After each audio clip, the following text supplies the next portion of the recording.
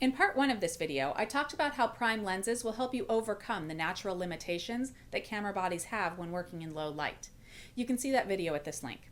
In part two, let's talk about some other methods besides lenses to increase the quality of your low light images. One thing that I've done, especially with older camera bodies, is shoot with image sizes smaller than the largest available size.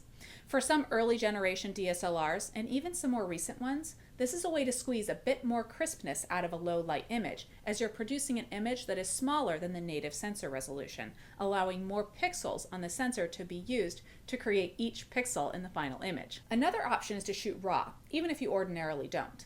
This will help you get more color information into the image, which may help with the next step: noise reduction. Many editing packages have some noise reduction capability, and there are some plugins that will go a step further. These aren't necessarily the most ideal solution, but if you've got more noise than choices, this can help you clean up your high ISO images. Let's put image noise aside for a moment. Say you're shooting with a DSLR that maxes out at ISO 1600 or 3200. You're at your widest aperture, and your shutter speed is still not suitable to compensate for camera shake or motion in your shots. There's nothing more frustrating than having your settings maxed out and still seeing a 1/15th of a second shutter speed on your display. If you have no other choices, don't take that 1/15th lying down. If it's landscapes you're shooting, grab a tripod. If that's not an option, set RAW, set manual exposure mode, and increase the shutter speed to at least 1/60th when shooting people. Immediately, your meter is going to tell you that you're 2 stops underexposed. With no other options, shoot at 1 or 2 stops under. What you'll do when processing is to increase the exposure.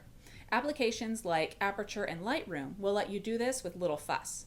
Your color may not be great, and your images will be ready for some of that noise reduction software, but you may just get the shot when you otherwise couldn't. Do I do this all the time? Nope, but it has saved my bacon more than once. So remember, just because you don't have a lot of money to spend doesn't mean that you can't shoot in low light situations. In part one, I talked about lens choice, like using less expensive primes to increase your low light capability.